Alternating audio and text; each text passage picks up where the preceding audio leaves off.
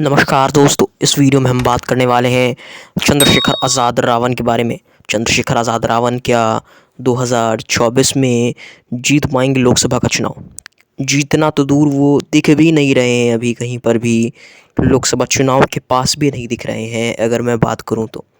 और साथ ही साथ मायावती जी जहां पर कुछ ना कुछ टीवी चैनलों पर उनके प्रचार दे रहे हैं, कहीं ना कहीं वो दिख रही हैं।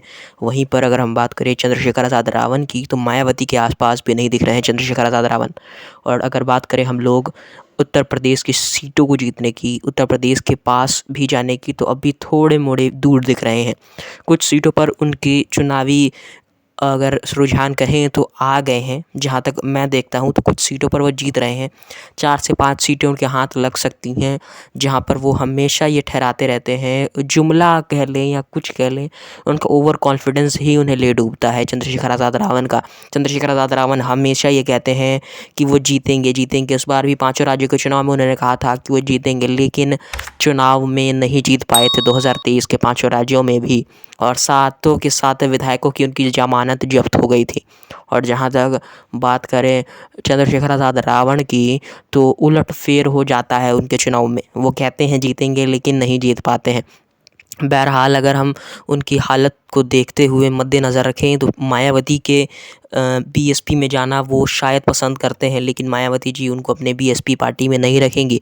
उन्हें पता है कि वो एक बहुत बड़े साजिश करता है। वो हमेशा ही आगे की सोचते हैं चंद्रशेखर आज़ाद रावण, और वो चाहे तो चंद्रशेखर आज़ाद रावण हमेशा जीतेंगे, क्योंकि उनकी अनुमति अगर मिल जाए चंद्रशेखर आज़ाद रावण को आने की, तो वो उस पार्टी को और भी ऊंचा ले जाएंगे और आकाश आनंद की हाथ से वो बागडोर निकल जाएगी और चंद्रशेखर आज़ाद रावण को ही सब अपना मालिक मानने लगेंगे, ऐसा सोचते हैं। समर्थक भी चंद्रशेखर आज़ाद रावण के पास ही जाते हैं। अगर हम बात करें समर्थकों की चंद्रशेखर आज़ाद रावण के पास, तो समर्थकों की कमी नहीं है चंद्रशेखर आज़ाद रावण में। अगर हम बात करें चंद्रशेखर आज़ाद रावण की समर्थक जो मध्य प्रदेश में उमड़े थे, तो वो 10 लाख से भी ज़्यादा की भीड़ थी।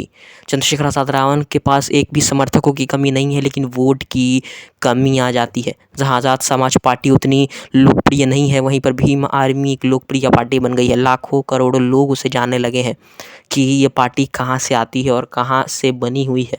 वहीं पर अगर हम बात करें आज़ाद समाज पार्टी को, अभी फ़िलहाल कोई नहीं जान पाया है। तो मेरे हिसाब से चंद्रशेखर आज़ाद रावण को बसपा सुप्रीमो के पास जाना चाहिए। बसपा सुप्रीमो से कुछ ना कुछ गुजारिश करनी चाहिए कि उनको वो अपनी पार्टी में रख लें, क्योंकि अभी फ़िलहाल उनको तो कहीं सीट नहीं मिलती हुई दिख रही है।